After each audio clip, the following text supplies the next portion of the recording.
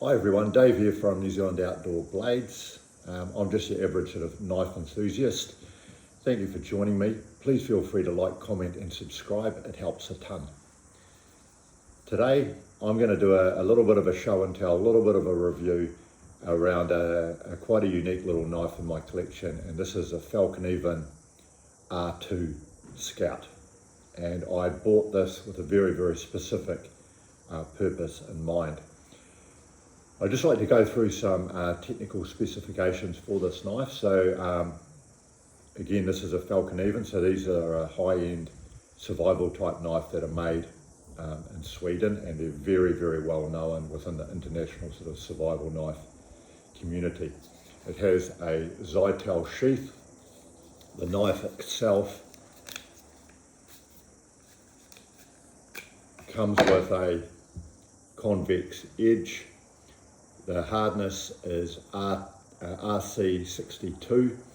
It comes in an Elmax stainless steel. The handle is Thermorun. The weight of the knife just by itself is 132 grams. The blade length is 80 millimeters. The blade width is 4.8 millimeters, and the total length of the knife is 181 millimeters.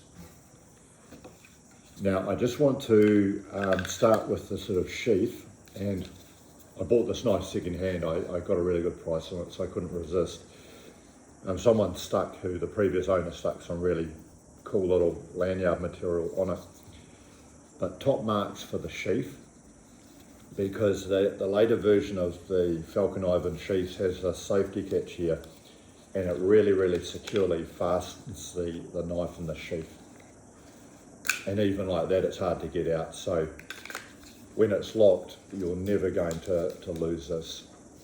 Whereas the older type sheath, and this is a Fallkniven A1, I didn't like the sheath.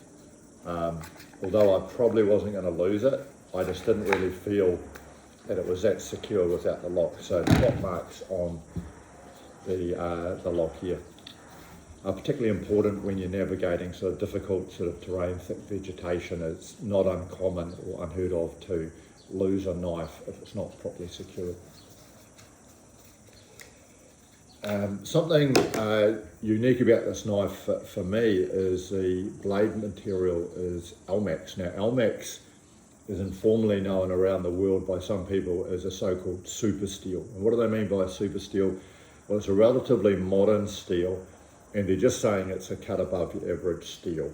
I don't know if that's true or not, but I can give you some experience on this. So this is a special type of stainless steel.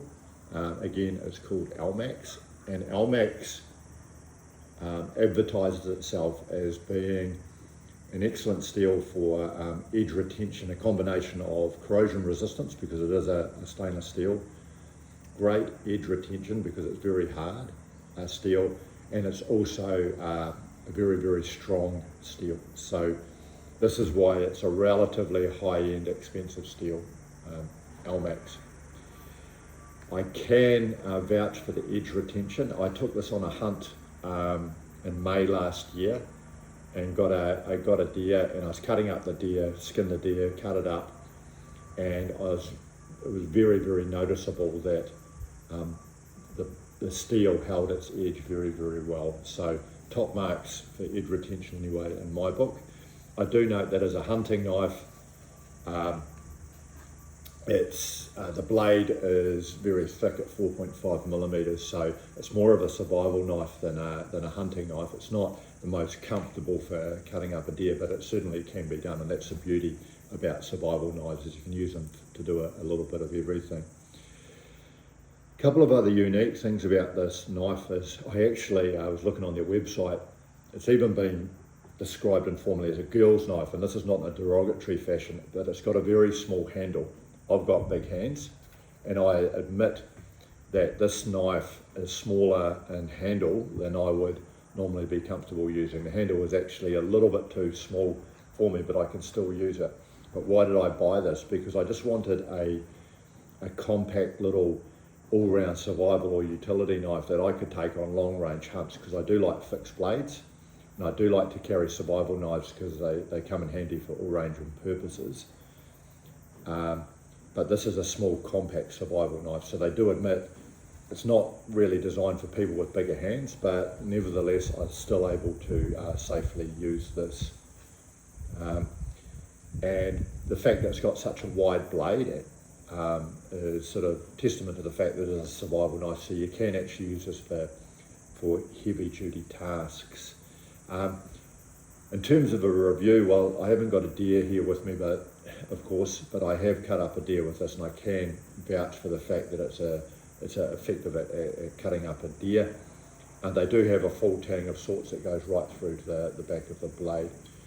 But in terms of a sort of a demo, as they call it, a survival knife, I've got a little bit of fat wood here. I'll shave a little bit off here.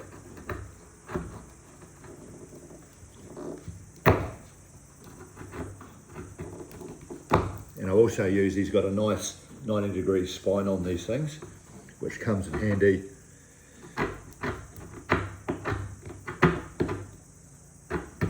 for shaving off fat wood.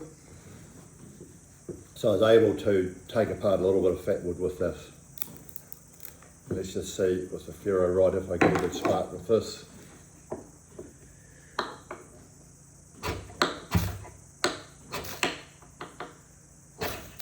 Yeah, and there we have our little fat wood fire going here, just with a ferro rod. What would I say about this knife is if you want a compact, strong knife to go hunting or hiking with, that's a bit of a utility, a cross between a survival knife and an all-round knife. This is a great option because at less than 200 grams, it's a relatively lightweight knife, but it's very solid, so quite unique. Again, this is something that I will take in the bush with me on a longer range hunt where I want a utility or survival knife that doesn't weigh a ton. So yeah, if you can pick one up, you go for it. They will last a lifetime. They're not cheap. I got mine second hand, but yes, I would recommend this. And this is again the Fallkniven R2 Scout and Elmax. Thanks for watching. Have a great day.